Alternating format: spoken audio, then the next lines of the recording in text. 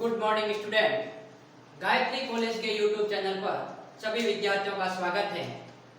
आज के क्लास में हम फाइनल ईयर मैथमेटिक्स के सेकंड पेपर कॉम्प्लेक्स एनालिसिस को आगे बढ़ाते हुए बात करेंगे। लास्ट के लेक्चर में अपन ने डिफरेंशिएबिलिटी के बारे में प्रॉब्लम्स को लेकर बात की थी। आज के लेक्चर में अपन एक थ्योरम्स को लेकर बात करेंगे जिसका स्टेटमेंट ये है कि कोई भी फाइनाइट डेरिवेटिव के एग्जिस्ट होने के लिए सातत्यता आवश्यक है, अर्थात आपके पास में जो कंटिन्यू है वो होना जरूरी है, नेसेसरी कंडीशन है, लेकिन पर्याप्त नहीं। अर्थात यदि इसका विलोम कर दिया जाए, यदि कोई फंक्शन कंटिन्यू है तो उसका फाइनाइट डेरिवेटिव होना जरूरी नहीं है। या फिर इस स्टेटमेंट को अपन दूसरे शब्दों में ये कह सकते हैं कि यदि कोई फलन कंटिन्यू है तो जरूरी नहीं होगा कि वो प्रत्येक बिंदु पर अवकलनीय है, लेकिन यदि कोई फलन प्रत्येक बिंदु पर अवकलनीय है तो ये जरूरी है कि वो कंटिन्यू होगा। क्योंकि अपन देखिए दो बातें जानते हैं, एक आपके पास में और सेकंड आपके पास में डिफरेंशिएबिलिटी।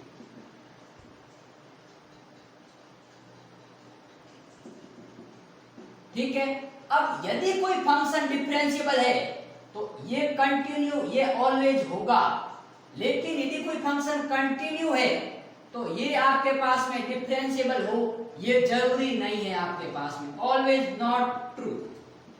कभी ऐसा हो सकता है कि कोई फंक्शन कंटिन्यू होने पर डिफरेंशिएबल हो, लेकिन प्रत्येक केस में ये आपके पास में पॉसिबल नहीं है। ठीक है, मैंने इसलिए कहा है कि आपके पास में ये पर्याप्त नहीं है, अर्थात ये हर केस में पॉसिबल नहीं है, किसी केस में पॉसिबल हो भी सकता है। तो देखें, अपन इफ एंड ओनली इफ की कंडीशन लेकर बात करेंगे। एक बार अपन नेसेसरी कंडीशन लेकर बात करेंगे, फिर वापस सफिशिएंट कंडीशन लेंगे। तो सबसे पहले देखिए अपन बात करते हैं नेसेसरी कंडीशन को लेकर, अर्थात आवश्यक प्रतिबंध। तो नेसेसरी कंडीशन के अंतर्गत अपने पास में देखिए गिवन क्या है। गिवन ये है कि function f of z is differentiable.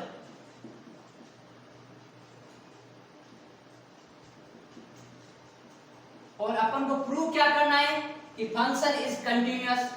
To prove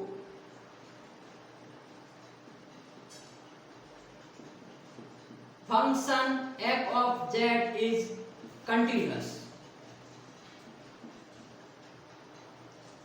ठीक है, इसके लिए देखिए पहले अपन क्या करते हैं, माना let f of z be a complex function.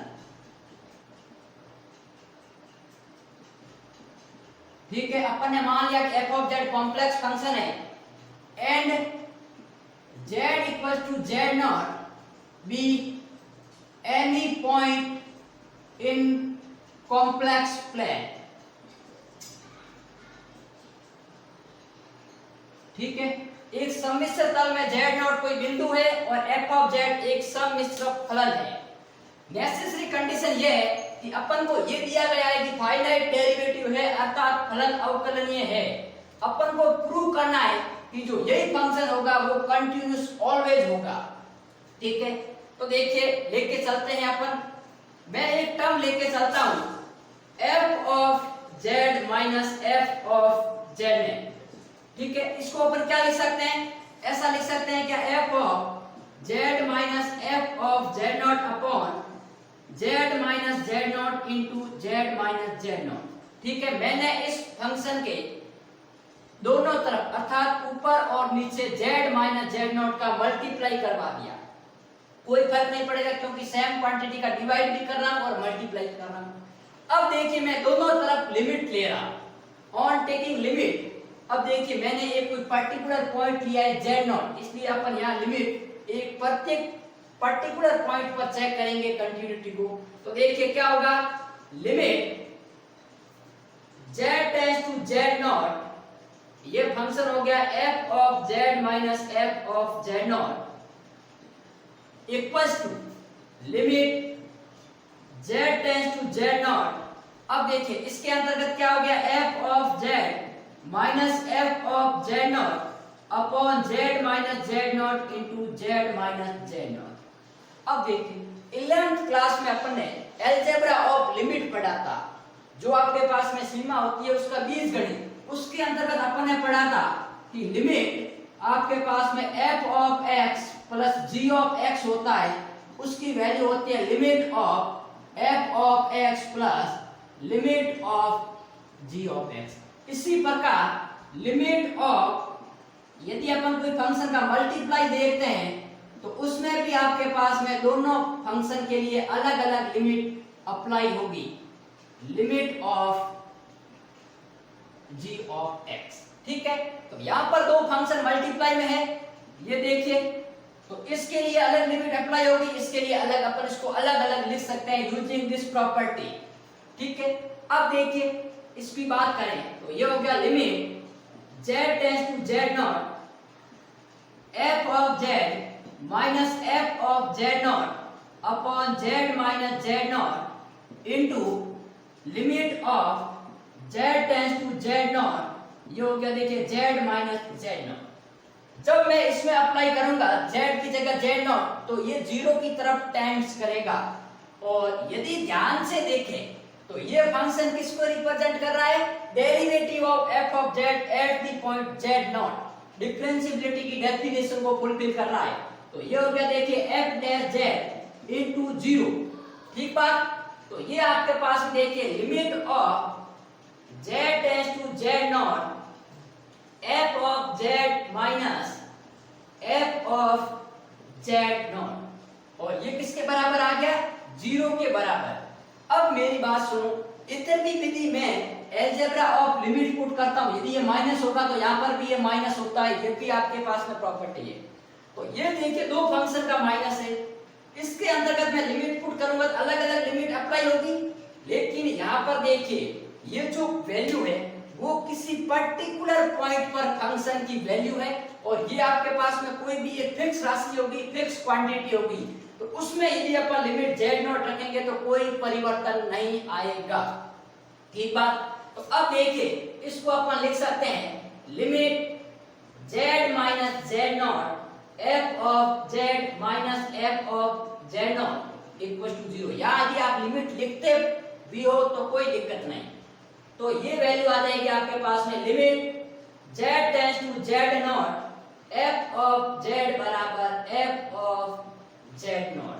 और यदि यहां ध्यान से देखें तो मैंने जब आपके पास में सातत्यात्मकता की डेफिनेशन बताई थी कंटिन्यूटी की, तो ये बताया था कि ये आपके पास में continuous function f of z है, उसके पर्टिकुलर पॉइंट z नॉट पर यदि वो कंटिन्यू होगा तो ये डेफिनेशन आपके पास में फुलफिल होगी। तो इसकी सहायता से इसको मैं यदि समीकरण 1 देता हूं तो अपन कह सकते हैं कि अतः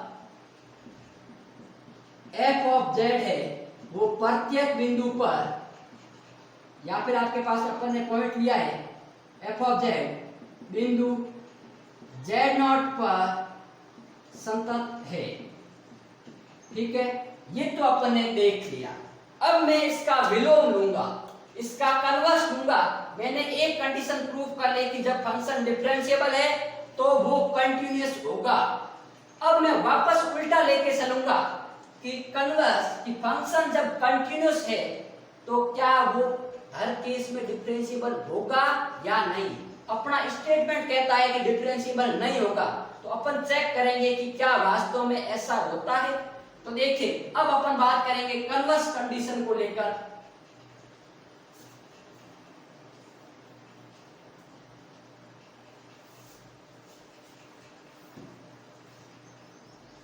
तो अब यहां पर अपन बात करेंगे सफिशिएंट कंडीशन को लेके। ये आपके पास में हो जाएगा सफिशिएंट कंडीशन।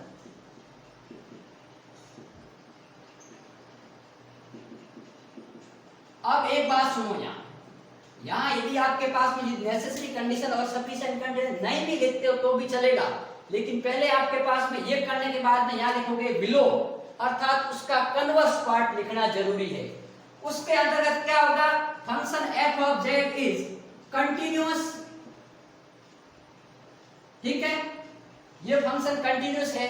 अपन को ये प्रूव करना है कि function F of Z is not differentiable,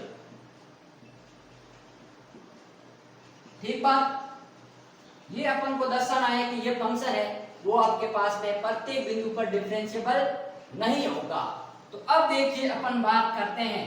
तो यहां पर देखिए सबसे पहले अपन क्या करते हैं, इसके लिए एक एग्जांपल की सहायता लेते हैं, जो कि मैंने नेक्स्ट लेक्चर में आपको करवाया था। उसी एग्जांपल को वापस मैं रिपीट करता हूं। विलोम सिद्ध करने के लिए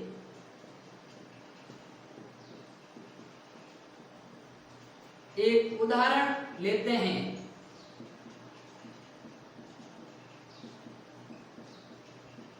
उदाहरण ऐसा लेंगे जो कि हमेशा क्या होगा, कंटिन्यूअस होगा। तो देखिए आपके पास में f of z equal to, आप चाहो तो मॉड ऑफ z स्क्वायर ले सकते हो और चाहो तो आप z स्क्वायर भी ले सकते हो, कुछ भी ले सकते हो। तो देखिए मैंने आपके पास में यहाँ मॉड ऑफ z स्क्वायर लेके अपन बात करेंगे। f of z equal to mod of z square is always continuous. ये अपन ने कह दिया कि ये हमेशा आपके पास में क्या होता है, कंटिन्यूअस होता है। कैसे होता है, क्योंकि देखिए f of z equal to आपके पास में मॉड ऑफ z स्क्वायर है और ये होता है आपके पास में x square plus y square, और ये x फंक्शन है, ये वास्तविक वेरिएबल अर्थात वास्तविक चर x और y का फलन है। अर्थात ये जो फंक्शन होगा वो x स्क्वायर और y स्क्वायर x और y की प्रत्येक बिंदु के लिए कंटिन्यू है। तो ये फंक्शन भी क्या होगा, कंटिन्यूअस होगा, ठीक है। अब अपन इसकी बात करते हैं डिफरेंशिएबिलिटी की। तो देखिए अवकलनीयता की परिभाषा से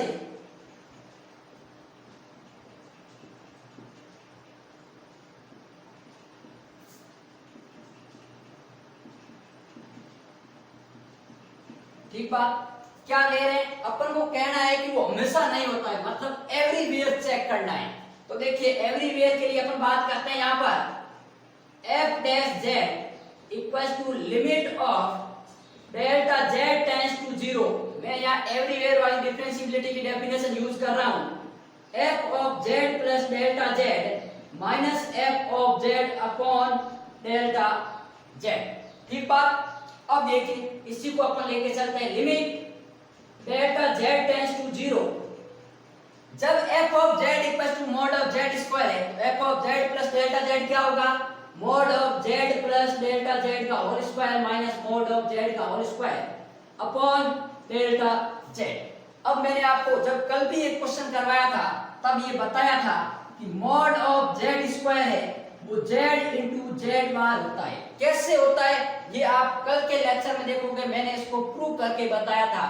तो देखिए ये होता है तो क्या होगा, mod of z plus del z का होल स्क्वायर क्या होगा, z plus delta z into z plus delta z का कॉन्जुगेट। ये बार का मतलब है conjugate of complex function z। तो अब देखिए इसको मैं ओपन करता हूं, limit delta z tends to 0, ये वैल्यू हो गई आपके पास में z plus delta z into z plus delta z की conjugate minus z into conjugate of z upon delta z। अब देखिए इसका अपन मल्टीप्लाई करने जाएं तो ये वैल्यू आएगी limit delta z tends to 0।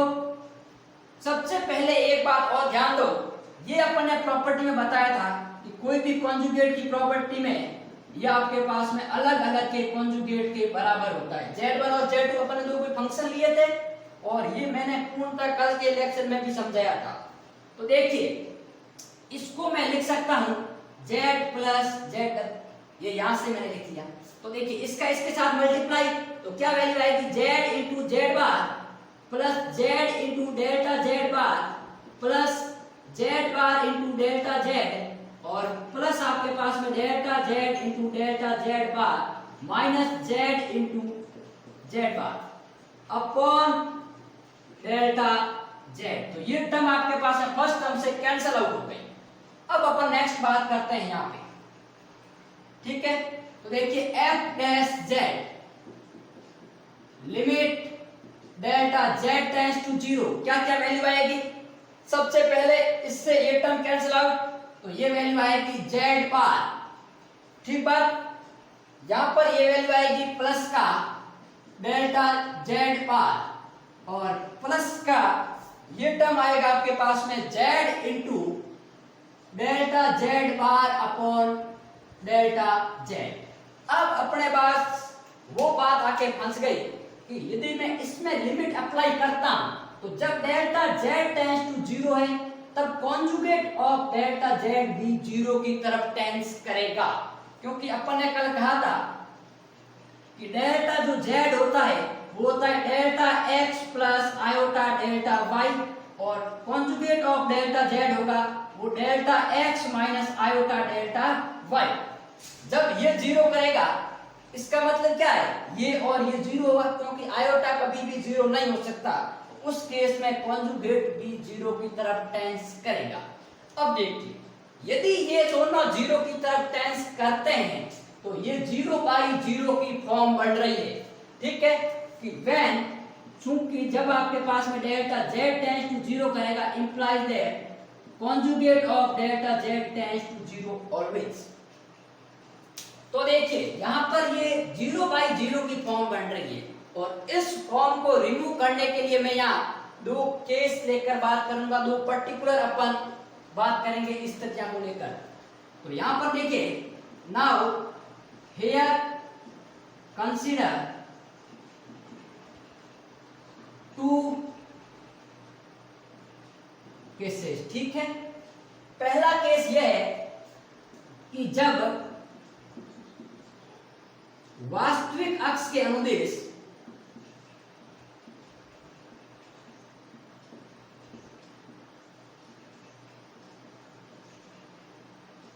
Delta Z tends to 0 या डेल्टा जेड 0 की ओर अग्रसर हो रहा हो, देखिए तो उस केस में डेल्टा वाई का मान क्या होगा, 0 होगा। मैंने आपको बताया था एक रियल एक्सिस होती है, एक इमेजिनरी एक्सिस होती है। ये आपके पास में रियल एक्सिस, ये इमेजिनरी एक्सिस। जब कोई particle only for real x पर आपके पास में जा रहा हो या रियल एक्स पर 0 की तरफ टेंस कर रहा हो तो उस केस में आपके पास में इमेजिनरी टर्म ऑलवेज 0 होता है। तो देखिए ये आपके पास में सिचुएशन आ गई। तो इस केस की सहायता से अपन क्या लिख सकते हैं कि डेल्टा जेड का मान क्या आएगा, क्योंकि डेल्टा वाई 0 है, अर्थात डेल्टा जेड का मान आएगा डेल्टा एक्स और वही डेल्टा जेड का कॉन्जुगेट ये 0 हो गया तो ये भी आपके पास में डेल्टा एक्स आएगा। तो इस केस में कॉन्जुगेट ऑफ डेल्टा जेड है वो डेल्टा जेड के इक्वल आ गया, ठीक बात। तो अब देखिए इसकी बात करें अपन F dash Z equals to limit of क्या होगा, delta X tends to 0 value आ जाएगी z into delta X upon delta X plus Z bar और डेल्टा जेड बार की वैल्यू आ गई डेल्टा एक्स, क्योंकि डेल्टा जेड बार मैंने डेल्टा एक्स के बराबर प्रूव कर दिया। तो डेल्टा एक्स टेंड्स टू 0 है तो उस केस में ये वैल्यू 0 और ये क्या होगा डेल्टा एक्स से डेल्टा एक्स कैंसिल आउट, तो ये वैल्यू होगी आपके पास में z प्लस जेड बार, ठीक बात। अब मैं सेकंड केस लेके बात करता हूं कि जब काल्पनिक अक्ष के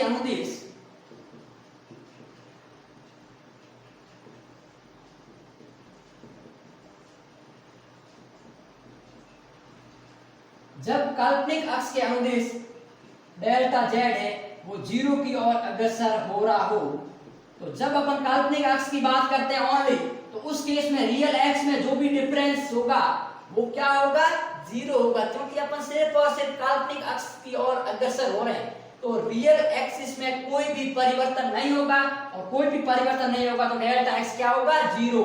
और यदि डेल्टा एक्स 0 है तो डेल्टा जेड की वैल्यू क्या आएगी, आयोटा ऑफ डेल्टा वाई यहां से, और डेल्टा जेड का कॉन्जुगेट ऑफ डेल्टा जेड ये आएगा माइनस का आयोटा डेल्टा ऑफ वाई। ठीक बात। अब मैं यहां से थोड़ा इसको रफ कर लेता हूं ताकि इसको आगे और सॉल्व कर सकूं।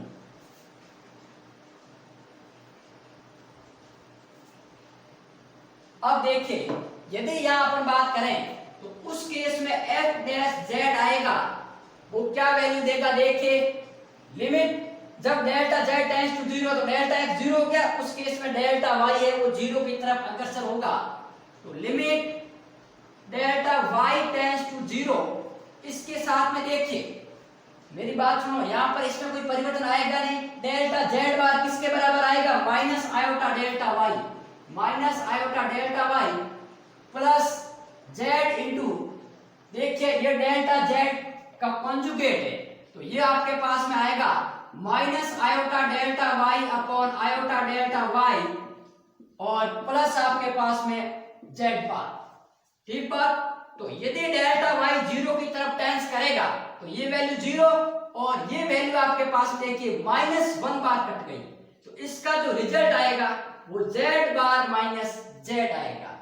अब मैं इसको यदि आपके पास में समीकरण 2 देता हूं और इसको मैं समीकरण 3 दे देता हूं तो उस केस में इसको अपन एक बार समीकरण दे देते हैं आपके पास में फर्स्ट।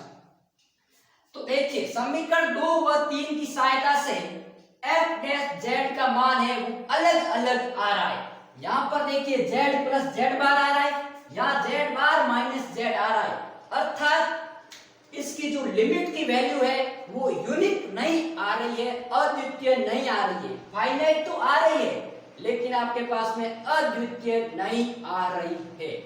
ठीक बात। तो यहां पर एक बात और ध्यान दो कि ये जो फंक्शन है, इस फंक्शन को यदि अपन मूल बिंदु पर बात करें, अर्थात यदि ओरिजिन पर बात करता हूं तो ओरिजिन पर एफ डैश जेड का मान ये क्या होगा?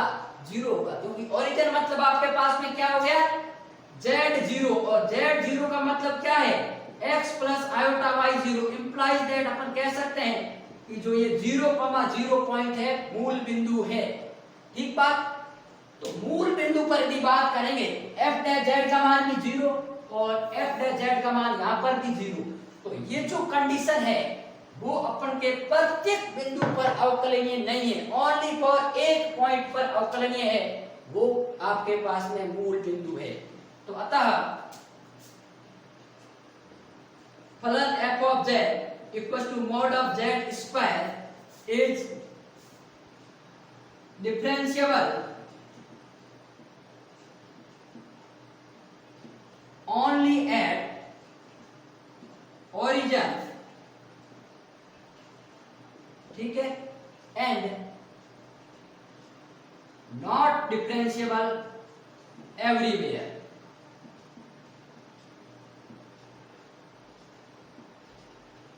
तो अपन ने एक फंक्शन जो कि कंटिन्यूअस लिया था उसको ये बता दिया कि ये सिर्फ एक पॉइंट पर है, वो डिफरेंशिएबल है, प्रत्येक बिंदु पर डिफरेंशिएबल नहीं है। तो मैंने आपको कहा था कि जब कोई फंक्शन कंटिन्यूअस होता है तो वो जरूरी नहीं है कि डिफरेंशिएबल हो, किसी केस में डिफरेंशिएबल हो भी सकता है, लेकिन एक बात ध्यान रखें कि जब कोई फंक्शन डिफरेंशिएबल हो जाता है तो उसका कंटिन्यूअस होना जरूरी है, वो कंटिन्यूअस हमेशा के लिए होगा। तो ये था आपके पास में थ्योरम जिसको एग्जाम में कई बार पूछा गया है और एग्जाम पॉइंट की दृष्टि से आपके लिए काफी महत्वपूर्ण है।